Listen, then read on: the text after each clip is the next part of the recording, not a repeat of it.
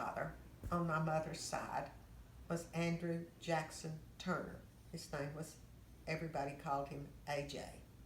Now, my grandmother, Sue Turner, Crouch Turner, was an old maid.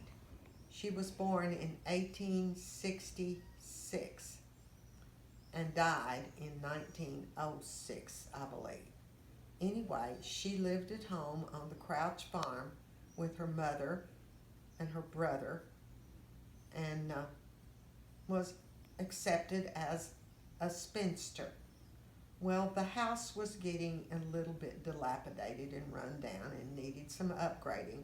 And so, for some reason, they found A.J. Turner, who was an itinerant carpenter who would come and stay in a house with the people and work on it until he had it done to their satisfaction. A.J. had a son about 16 or 17 years old whose name was Doug or Douglas, and he was my uncle, and I adored him. And AJ came and stayed, and it's unclear to me whether Doug was with him at the time or not. But ultimately, he married Sue, and they had a beautiful little girl in 1900. They say she was a very pretty baby, but she only lived 3 weeks. My mother thought she died of rubella or 3-day measles, but nobody has ever told me for sure. Anyway, in 1902, Sue and AJ, or Jack, gave birth to Mother. And AJ continued his work as a carpenter, and apparently they ultimately went back to Arkansas from whence he came. But Mother was born in Hinkleville, and if you can remember where Mama, Grandma, and Dan Williams' house was, it was the same farm, but it was the next hill over. And there, I walked down there many, many, many years ago and saw the ruins of that little house where my mother was born. I don't know much about AJ except that he was a fine carpenter. Luckily, Sue has a table that he built. It's in the room upstairs that I sleep in when I'm here. And from what I know of wood, it's solid cherry, and it's very well done. My mother's only clear memory of her father was walking down a lane with him somewhere one day, and she was stung by a wasp. And he was chewing tobacco, which almost everybody did in those days.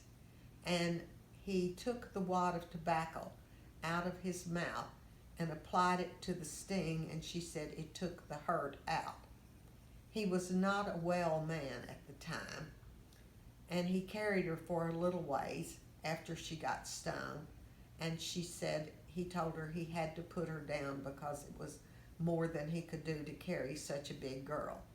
Apparently, she was 3 or 4 years old because she was born October the 27th, 1902, and he and Sue both died sometime in 1906.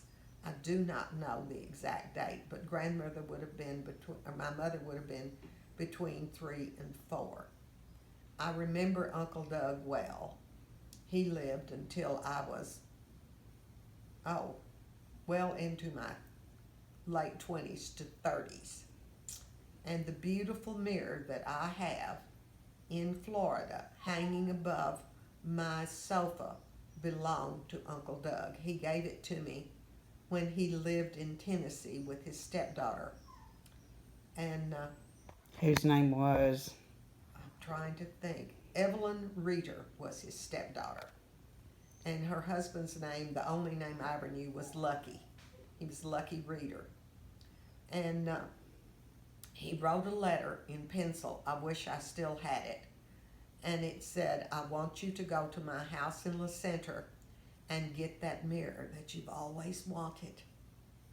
And I took that letter and I went to La Center, and I had my driver's license to prove who I was. And I had the letter, and I knocked on the door, and the people were very, very unwilling to let me take that mirror. However, I insisted, and I had the letter signed by Uncle Doug. And they finally came out on the porch and read the letter. They wouldn't even let me in the house at first, but finally they let me in, and I took the mirror off the wall and put it in my car and took it home with me. My children were babies at the time, and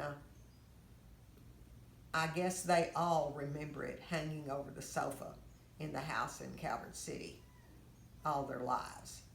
The whole time that we lived there, that mirror hung above my sofa. The other thing I had from Uncle Doug was a Grecian urn type shape, and it was clear green and hand painted. And in the division of my property, when I moved from St. Peter's, I gave that to Cindy, and she has it in her china closet in Huntsville.